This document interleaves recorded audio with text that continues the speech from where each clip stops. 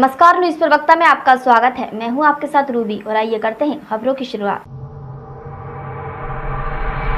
धार जिले के बदनावर विधानसभा सीट पर उपचुनाव होना है और आचार संहिता लागू हो चुकी है। चुनाव भले ही बदनावर में हो, लेकिन आचार संहिता पूरे जिले में लागू रहेगी। इसी को देखते हुए धार कलेक्टर और जिला निर्वाचन अधिकारी आलोक कुमार सिंह ने मीडिया से मिलने से पूर्व राजनीतिक दलों की एक बैठक ली, जिसमें उन्होंने बताया कि कोविड को देखते हुए अतिरिक्त वोटिंग सेंटर बनाए गए हैं। एक सेंटर पर केवल 1000 वोटर ही वोट दे सकेंगे। वहीं पीडब्ल्यूडी और वृद्धों के लिए विशेष व्यवस्थाएं की गई हैं। यदि पीडब्ल्यूडी और वृद्ध वोटर चाहें तो बैलेट पेपर से वोटिंग कर सकते हैं। वहीं कोरोना पॉजिटिव पेशेंट भी बैलेट पेपर से वोटिंग कर पाएंगे और अगर वो वोटिंग सेंटर पर जाकर वोट करना चाहते हैं तो उनके लिए शाम 6 बजे से 7 बजे तक का समय रहेगा और जैसे आगे गाइडलाइन आती जाएगी वो जारी की जाएगी। देखिए, आने वाले उपचुनाव को लेकर आज धार जिले में आचार संहिता लग गई है और अगले 1 महीने तक नॉमिनेशन और वोटिंग और काउंटिंग सभी उसमें प्रॉपर पुलिस व्यवस्था लगेगी। भारत निर्वाचन आयोग द्वारा आज बदनावर उपचुनाव के लिए घोषणा कर दी गई है और इसी के साथ आदर्श आचार संहिता लागू हो गई है और आयोग के निर्देशों के पालन में पूरे जिले में आदर्श आचार संहिता लागू कर दी गई है।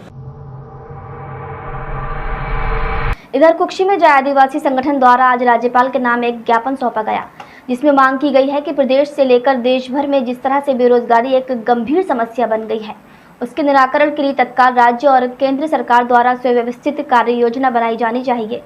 जयस के स्थानीय पदाधिकारियों ने एसडीएम कार्यालय में ज्ञापन सौंपते हुए कहा कि विभिन्न स्तर पर हजारों की संख्या में शासकीय पद रिक्त हैं और शिक्षा, स्वास्थ्य से लेकर निर्माण विभाग तक कर्मचारियों की कमी के चलते लगातार प्रभावित हो रहा है। ऐसे में भी नियुक्ति संबंधी कोई प्रतिक्रिया का नहीं होना प्रदेश के शिक्षित युवाओं के साथ बड़ा खिलवाड़ है। कृपया राज्यपाल जल्द सरकार को इस हेतु आदेशित करें। अगर कोई उचित कार्य योजना जल्द ही सामने नहीं आती तो एक क्रमिक आंदोलन कर सरकार को इस दिशा में प्रेरित करने के लिए मुहिम चलाई जाएगी। आदिवासी युवा बेरोजगार है, तो बेरोजगारी सरकार बेरोजगारों के ऊपर ध्यान नहीं दे रही है। लॉकडाउन के मद्देनज़र रखते हुए वैकेंसी सरकार निकाल नहीं रही है और बेरोजगारों को वैकेंसी की सख्त आवश्यकता है और इस समय पर चुनाव हो रहे हैं और चुनाव के लिए सरकार के पास टाइम है पर युवाओं के लिए सरकार के पास कोई टाइम नहीं है। आगामी विधानसभा उपचुनाव को लेकर कुक्षी में पुलिस विभाग की एक बैठक संपन्न हुई। इस प्रशिक्षण में नगर निरीक्षक कमल सिंह गहलोत ने सुरक्षा बलों को महत्वपूर्ण जानकारियां देकर अपनी ड्यूटी निभाने हेतु प्रशिक्षित किया। इस प्रशिक्षण में पुलिस विभाग के साथ कोतवाल भी मौजूद थे। देखा गया है कि नवागत टीआई गहलोत ने आते ही नगर में सुरक्षा व्यवस्थाओं को चाक चौबंद करते हुए मोर्चा संभाल लिया है। आगामी उपचुनाव के मद्देनजर शासन की गाइडलाइन के अनुसार इस प्रशिक्षण में पुलिस विभाग की ओर से दिए गए प्रशिक्षण में समस्त पुलिस बल और कोतवाल सहित स्थानीय पत्रकार भी उपस्थित रहे। तो कोविड-19 की जो गाइडलाइन है उसका पालन करते हुए कैसे वहाँ ड्यूटी करनी है और किस टाइप से सोशल डिस्टेंस का पालन करना है, मास्क लगाना है, सैनिटाइज करना है और प्रॉपर तरीके से कैसे वोटिंग करवानी, मतदान कैसे करवाना है, इसी संबंध में आज प्रशिक्षण रखा गया था और जिसमें सी अनुभाग के सभी अधिकारी और कर्मचारी और साथ ही अनुभाग के सभी चौकीदार उपस्थित हुए थे और डीआरपी लाइन से सूबेदार नितेश भी उपस्थित हुए थे। उनके द्वारा ये प्रशिक्षण दिया। और खबरों के अंत में बात करेंगे मंदसौर की, जहां जिले के सुभासरा विधानसभा का उपचुनाव कहीं न कहीं रोमांचक होने वाला है।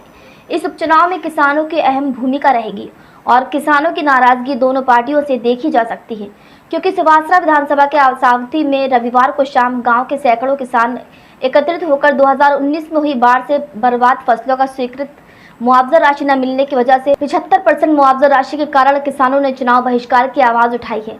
असावती के सैकड़ों किसानों ने गांव में रैली निकालकर एक मीटिंग की, जिसमें गांव में न बीजेपी न कांग्रेस होते ही किसानों का 75% मुआवजा राशि डाली जाएगी, लेकिन वो नहीं डालने से किसानों ने नाराजगी जताई है।